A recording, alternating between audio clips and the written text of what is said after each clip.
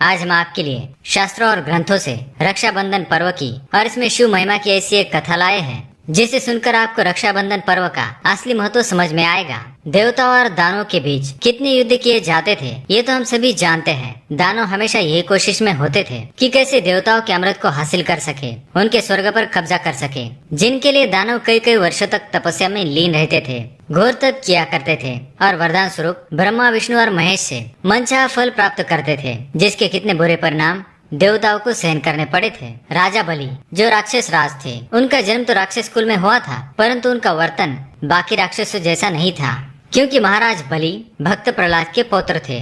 विष्णु भक्त होने के साथ ही वो देवादिदेव महादेव के भी परम भक्त थे।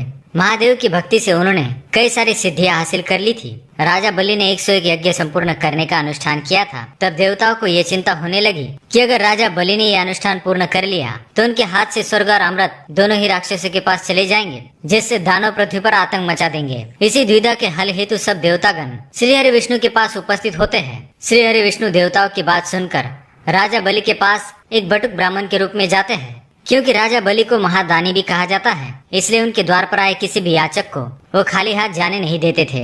जब भगवान विष्णु वामन अवतार में एक याचक के रूप में राजा बलि के पास आते हैं तो राजा बलि उनसे कुछ मांगने को कहते हैं, जिस पर भगवान वामन उन्हें 3 पग भूमि मांगते हैं।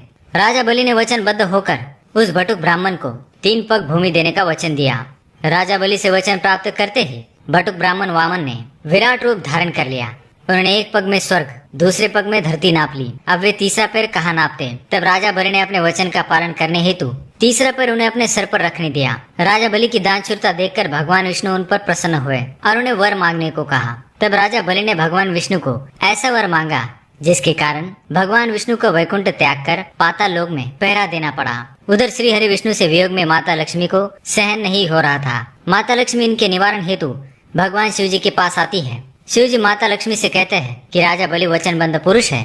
अगर माता लक्ष्मी राजा को किसी बंधन में बांध ले तो वे श्री हरि को वापस वैकुंठ ला सकती है। शिव जी ने माता लक्ष्मी की सहायता हेतु अपने नाग वासुकी को उनके साथ जाने का आदेश दिया। माता लक्ष्मी पाताल लोक पहुँचती है और एक नाग कन्या का रूप धारण करती है। वे राजा बलि के पास पहुँचती है और उनसे सहायता के लिए अनुग्रह करती है। और वासुकी जो उनकी सहायता हेतु आए थे वे एक रक्षा सूत्र में बदल जाते हैं और माता लक्ष्मी राजा बलि को ये रक्षा सूत्र बांध देती है। राजा बलि माता लक्ष्मी को वचन देते हैं कि वे सदैव उनकी रक्षा करेंगे और उन्हें मनचाहा फल प्रदान करेंगे। तब माता लक्ष्मी अपने देवी स्वरूप में आती है और उनसे श्री हरि को मांग लेती है। तब राजा बलि उनसे कहते हैं कि आज से जो भी स्त्री किसी पुरुष को रक्षा सूत्र बांधकर मन से भाई मानकर अपनी रक्षा का वचन मांगेगी तो भाई बहन की रक्षा करने के लिए बंधन में बन जाएगा। और वासुकी नाग रूपी रक्षा सूत्र हमेशा भाई की कलाई पे बांधने से भाई की सारी बलाई टल जाएंगे। तब से श्रावण माह के पूर्णिमा को हर बहन अपने भाई को नाग रूपी मजबूत रक्षा सूत्र उसकी कलाई पे बांधती है और भाई उस रक्षा के बंधन में बन जाता है। इसलिए इसे रक्षाबंधन का पर्व कहा जाता है।